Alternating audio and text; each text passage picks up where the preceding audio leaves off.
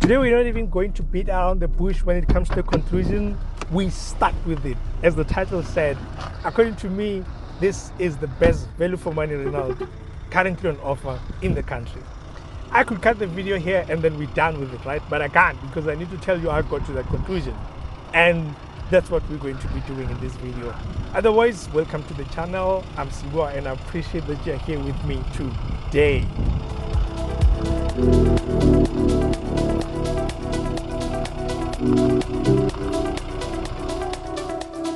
Today we're starting on the gravel road, and that's because I had some doubts in certain areas of this car, especially when I'm driving it on the tar road. I thought, you know what, let me bring it here because yeah, I've heard a lot about the Duster and how good it is on the gravel road, especially in the 4x4 guys, because this is not a 4x4, it's a 4x2. The one we're in right now is the top-spec Intens variant, which is only available in 4x2. You can't get it as a 4x4. If you want a 4x4, you have to go to the lower spec Zen. In the lineup, you can get 4 Dusters actually, as much as there's only a Zen and an Intens, but the Zen is broken down in 3. There's a Zen 4x2, and then the Zen 4x2 with EDC in terms of the transmission, and then there's a Zen 4x4, which is priced exactly the same as this top spec Intens at 410,000 rands. Okay, back to why we are on the gravel road and so on. I'm thinking if you were to be asked to say, we're going to take a long trip on gravel, which small SUVs should we pick? You know, I'm thinking if you had to put down a list, the Duster is going to be there. The Jimny, I think. The previous Suzuki Grand Vitara, maybe you'll mention it as well, but when I'm looking at the Duster, the way it's so rugged, the cladding all around the body, the tires, they're so big, 215, 60, R17, that's 17 inch with 60% aspect ratio. The high ground clearance that it has, which might be class leading as well, because when I'm thinking about the SUVs that are around, like measuring the length 4.5, 4.2, 4.3, I can't even think of one that is like 205 millimeters right now in terms of ground clearance. So you can imagine it's ready for these kind of things.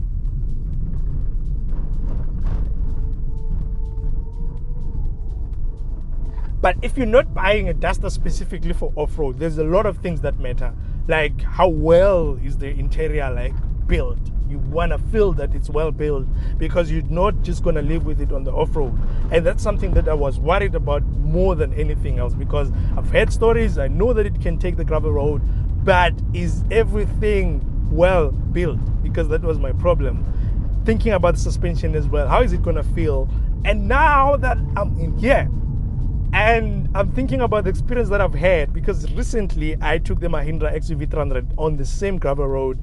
I did the EcoSport before on a different gravel road, but it was almost equally as smooth or rough, depending on certain patches of the road and so on. But when I'm thinking about those cars and the experience that I'm having in here, wow, Renault has done a great job. I mean, I'm concluding again because I'm impressed by what this car is doing already on the gravel road. You can push it, and you know what?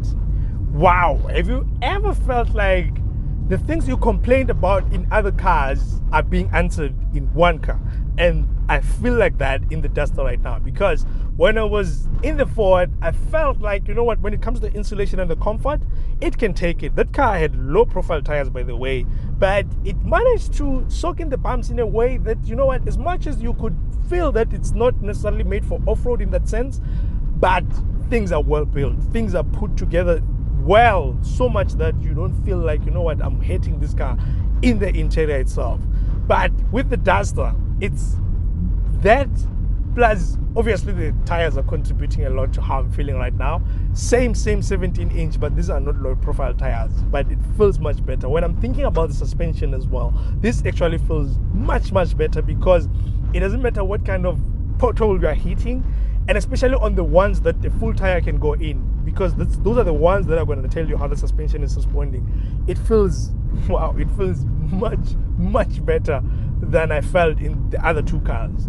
Then we get to the insulation as well, because when you're thinking about it, there's nothing that can help you to test how well screwed the interior is than a rough gravel road. And when you're hitting those rough patches of road, I expected this car to do a lot of rattles. I don't want to lie to you. I didn't have much hopes about it, because I was like, there's no way this thing is going to rattle all over. I'm seeing like plastics on the side. I'm seeing plastics on the dash. Obviously, the way they designed it matches what needs to happen with it, because it's rugged on the outside. It needs to have that little ruggedness even on the inside. As much as there's like improvements that they've made to make it more comfortable, it still looks and feels a little bit rugged, but make no mistake, this is well built. I am so impressed. I came here with low expectations of how it's going to feel on the inside, how it's going to be feeling the sound that is coming from outside, coming inside the cabin as well. I'm like, wow, how did they get this? Because I didn't expect this, looking at how this interior is, especially looking at the dash here, looking at how, you know, there's a lot of plastic when you're just looking at the dash and the hard ones. But wow, I am super impressed. I'm not done though, because the handling is something that surprised me as well.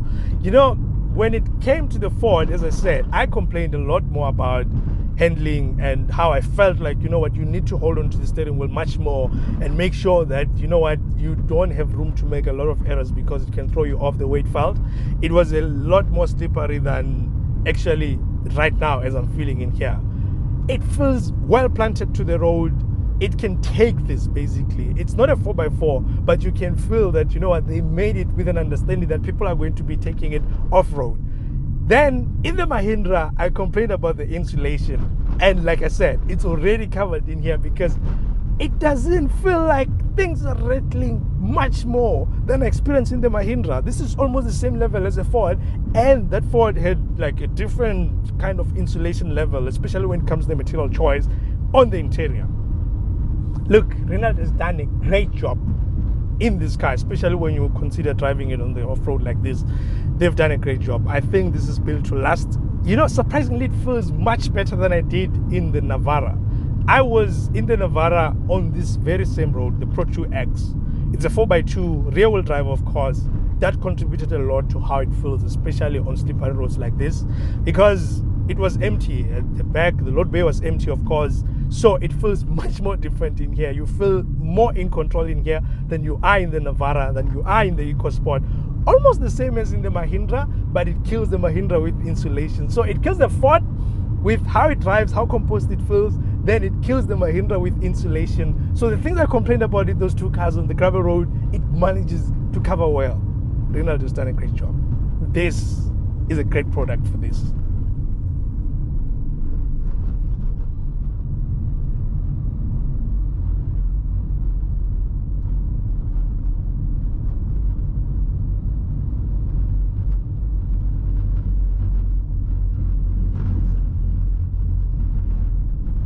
But when making a decision to buy into this segment, you're not just thinking about off-road and gravel roads and paved roads all the time. You still have a life that you're going to be living, of taking kids to school, doing whatever you need to do, run around and so on, which is mostly on paved roads. And we need to see if it's equally impressive.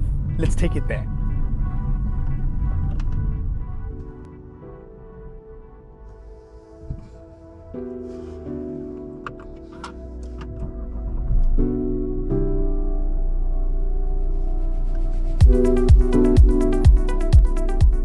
In this area, we need to remember that the competition is expanding, because as much as you can take the Duster to those bundus and not have any issues, here there's a lot more focus on comfort, you know, how the car looks, how it feels, how it makes you feel, how it drives, because you're going to be living with it in each and every day. So this is where the competition is starting to get tough.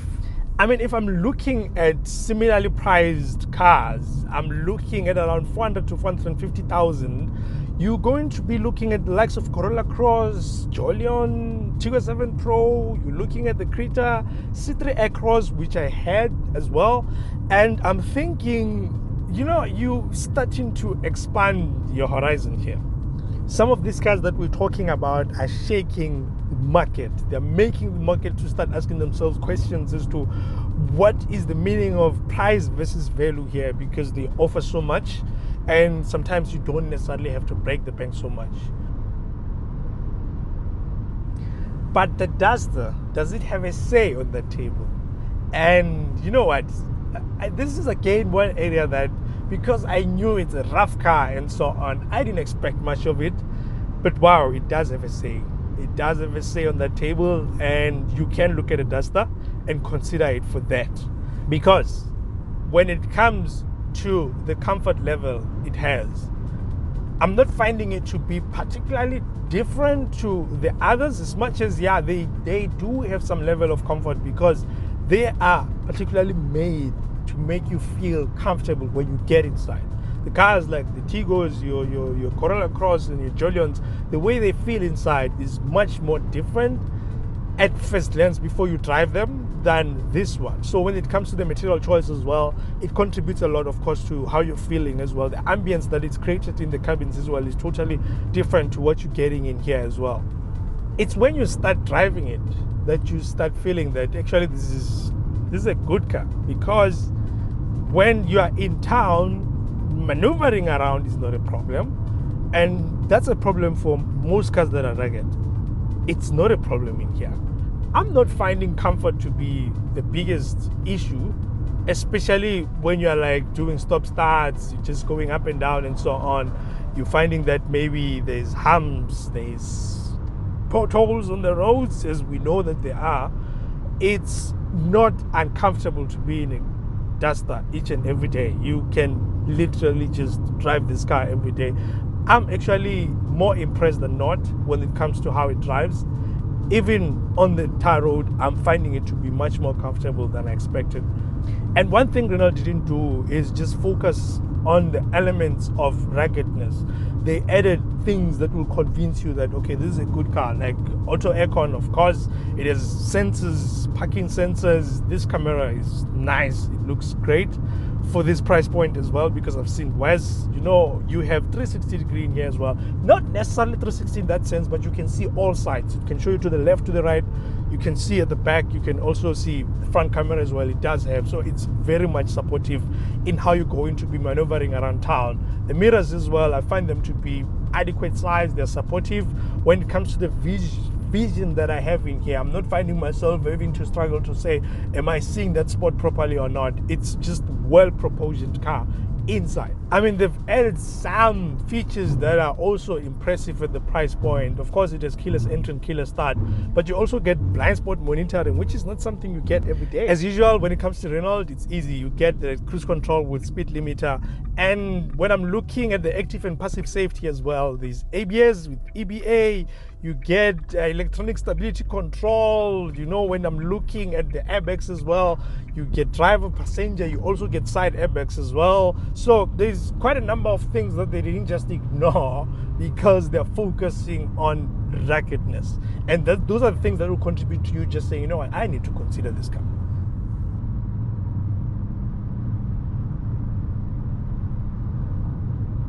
When it comes to the performance, there's one engine displacement on offer, which is a 1.5 turbo diesel, but there's a lower output one in the lower spec at 66 kilowatts, and the higher output one at this spec, which is 81 kilowatts. The other one is good for 210 Newton meters of torque. This one is 250. On the road, I'd say this engine at lower speeds and so on, I find it to be very okay and impressive. I don't find it to be problematic in that it falls behind.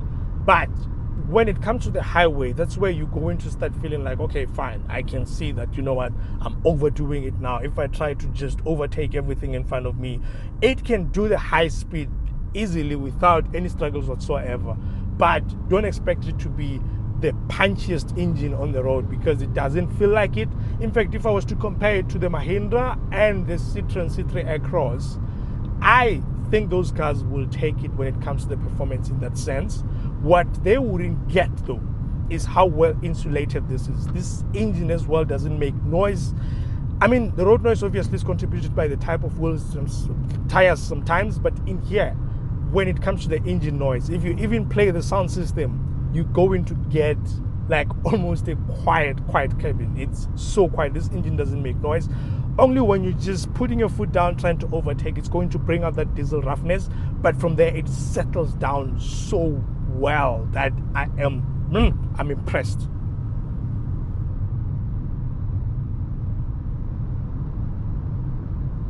Well, as it goes with every car, there are things that you'll feel that, okay, you know what, I don't know why this thing is like this, and I don't know why that wasn't there.